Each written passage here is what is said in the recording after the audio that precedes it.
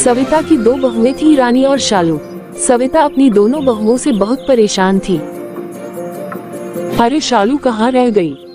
रानी तू ही आ जा, मेरी तो कोई नहीं सुनता, कब से आवाज लगा रही हूँ, दोनों में से एक भी आकर नहीं देखती। क्या हुआ मम्मी जी? कान में रुई डालकर बैठी हो क्या? कब से आवाज लगा रही हूँ। क्या बात है, अब बता भी दीजिए माँ जी, आप क्यों आवाज लगा रही थी? कल तुम्हारी दूर की बुआ सास आ रही है, तो घर का कोना कोना अच्छे से चमका दो। मम्मी जी ये कौन सी बुआ है? मैंने तो इनके बारे में कभी नहीं सुना। अरे तेरे पापा जी की दूर की बहन है, तुम्हारी शादी से पहले बहुत आया करती थी। जब से उनके अपने बेटे की शादी हुई है, उसे टाइम ही नहीं मिलता आने का, तो अभी आ रही है। तो मैं नहीं चाहती कि किसी भी चीज की कमी हो। मम्मी जी आप इतना मत सोचो, हम सब संभाल लेंगे। फिर जल्दी जाओ और लग जाओ साफ सफाई में। ठीक है मम्मी जी।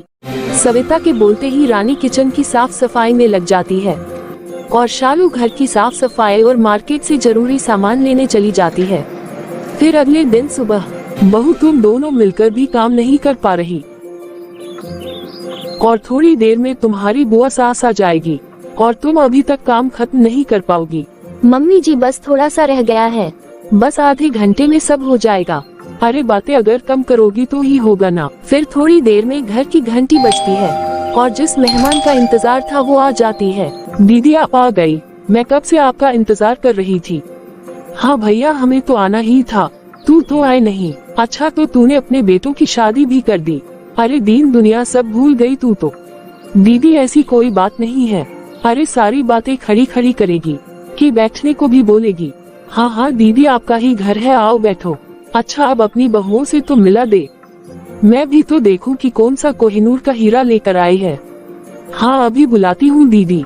रानी, शालू, अरे भाई कहाँ हो? अंदर जाकर बैठ गई हो? बुआ जी कब की आए हैं, जरा आकर मिल तो लो। आ गई मम्मी जी। नमस्ते बुआ जी। पाए लागू बुआ जी, मैं पहली बार घर आई हूँ और तुमसे इतनी बड़ी हूँ, कम से कम पैर तो छू लेती, इतनी भी अक्ल नहीं है। अरे अब क्या सोच रही हो?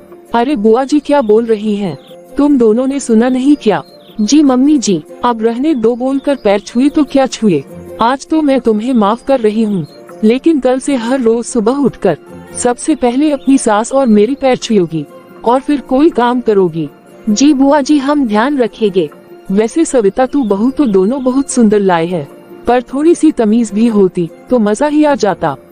खैर कोई बात नहीं, अब जाओ जाकर बुआ जी के लिए चाय नाश्ते का इंतजार करो। हाँ जी अभी लाए।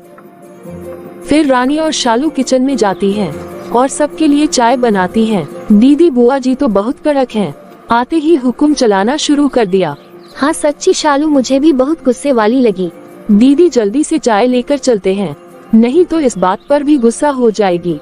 हाँ सही बात है, चलो चलो। हे भगवान कितनी मीठी चाय बनाई है। सविता तेरी बहू को चाय भी नहीं बनानी आती क्या? इतनी मीठी चाय कौन पीता है भाई? बुआ जी यहाँ सब बहुत मीठी चाय पीते हैं, हमें तो आदत सी पड़ गई है ऐसी चाय बनाने की। अरे तो क्या हर कोई इतनी मीठी चाय कोई पीता है? अरे कम से कम घर में कोई आए तब तो उसके हिसाब से चाय बना लो। आप बोलो तो मैं दोबारा बना कर ले आती हूँ। अब पूरा दिन चाय कोई पीती रहूंगी? वैसे भी मुझे शुगर की प्रॉब्लम है, मीठा मेरे लिए जहर के बराबर है। पता लगा तुम्हारे घर कुछ दिन चैन से रहने आई थी और यहाँ से मेरे मरने की खबर जाए। ये क्या बोल रही हो दीदी, मरे आपके दुश्मन। आप चिंता मत करो, कल से आपको जैसी चाय पसंद है वैसे ही मिलेगी। थोड़ी देर में रात हो जाती है। रानी और शालू सबके लिए खाना परोसती है। दीदी खाना शुरू करो। हाँ हाँ खाती हूँ।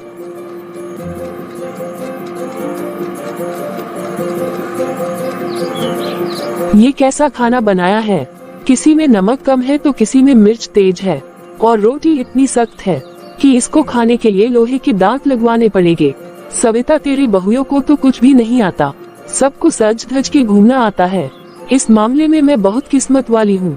कभी मौका मिला तो मेरी बहू के हाथ का खाना खाकर देख, कितना अच्छा बनता है कि खाना खाते हुए हाथ ही नहीं रुकता, और एकदम छोटी छोटी प्यारी प्यारी रोटी बनती है, एकदम नरम मुलायम सी की चबाने की जरूरत ना पड़े और मुंह में डालते ही घुल जाए। दीदी बुआ जी कुछ ज्यादा बड़ा चढ़ाकर अपनी बहू की तारीफ नहीं कर रही। क्या बोल रही है छोटी बहू? कुछ नहीं बुआ जी, बस वैसे ही। दोनों कान खोल कर सुन लो। कल से तरीके से खाने को बनाओ। अच्छी खासी पढ़ी लिखी हो। YouTube पर कितनी अच्छी अच्छी रेसिपी है, देखकर बनाया करो। जी बुआ जी, कल से बना देंगे। खाना खाकर सब अपने कमरे में सोने चले जाते हैं। ऐसे ही कितने दिनों तक बुआ जी हर काम में टोका टाकी करती रहती। रानी और शालू कुछ ही दिनों में बुआ जी से परेशान हो जाती हैं। एक दिन रानी और शालू टीवी पर सीरियल देखने का सोच रही होती है और पीछे से बुआ जी आ जाती है। बहू, क्या देखने का सोच रही हो? वो बुआ जी, अनुपमा देखने का मन कर रहा है। क्या तुम कलेश देखती रहती हो 24 घंटे? इसमें रोना धोना खत्म ही नहीं होता। तुम ऐसा करो, बाद में देख लेना। ये तो दिन में कितनी बार रिपीट होता है। मुझे अपना सीरियल देखना है, उसका रिपीट टेलीकास्ट भी नहीं आता है। रानी बिना कुछ बोले गुस्से में पैर पटक कर वहाँ से अपने कमरे में चली जाती है, पर छोटी बहू शालू टीवी के सामने ही बैठी रहती है। रजनी उसको भी वहाँ से भगाने का सोचती है। बहू, ये टीवी कितना पुराना हो गया है। आजकल कितने बड़े बड़े और HD स्क्रीन वाले टीवी चल गए हैं। उसमें ऐसा लगता है कि टीवी देखते देखते कोई चीज निकलकर बाहर ना आ जाए। कितना अच्छा दिखता है। और इस टीवी को देखो, इसका तो रिमोट भी सही से नहीं चलता। तू ऐसा करके अपने कमरे के लिए नया ले ले। बुआ जी, मैं इसी टीवी से खुश हूँ। और क्या हुआ है, इसमें सब कुछ सही से तो दिख रहा है। और वैसे भी फालतू पैसे खर्च करने की क्या जरूरत है। वाह, तेरी माँ ने तुझे बहुत कुछ सिखाया है। हाँ बुआ जी, सिखाया तो बहुत कुछ है, पर ये ससुराल है ना, सब कुछ यहाँ नहीं कर सकती। नहीं तो 2 मिनट में दिखा देती। ये कैसी बात कर रही है? तुझे बात करने की बिल्कुल भी तमीज नहीं है। सविता, जरा आकर देख तो जरा, तेरी बहू कैसी जुबान चला रही है। मैंने क्या बोला जो आप पूछ रही है? मैंने उसका ही जवाब दिया। अच्छा, तो अब तुम दीदी के साथ बहस करोगी? मैंने कुछ नहीं किया मम्मी जी। शालू, तुम उठो और जाओ अपने कमरे में। मैं क्यों जाऊं? जब मैंने कुछ गलत नहीं किया तो मैं क्यों जाऊं? मैं यही बैठूंगी, जिसको जाना है वो जाओ। मुझे कोई यहाँ से हिला कर तो दिखाए। देख तो जरा कैसे इसकी जुबान कैंची की तरह चल रही है। तू बैठ, मेरा क्या है, मैं तो 2 दिन की मेहमान हूँ, मैं ही चली जाती हूँ। देख, तूने दीदी को नाराज कर दिया।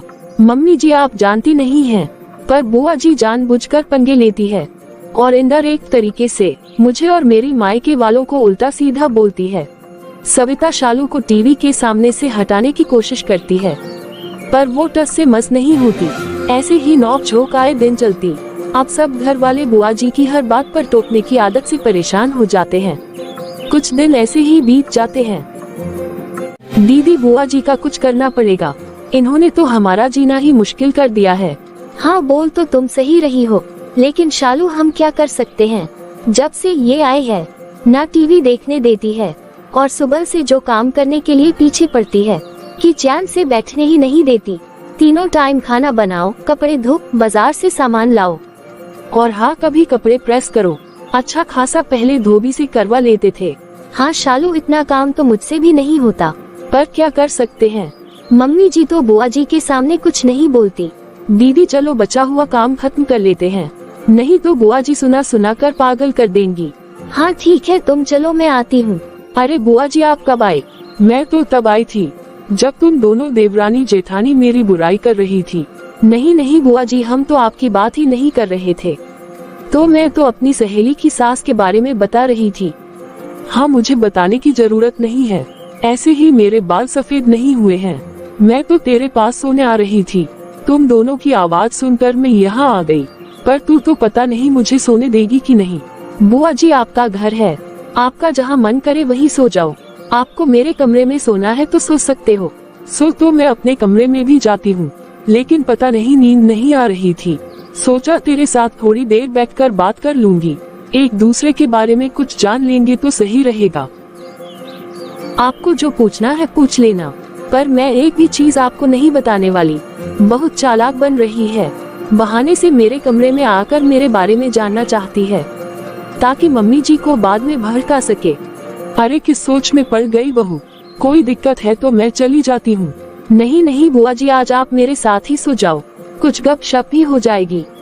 हाँ तो चल ठीक है फिर। जी बुआ जी।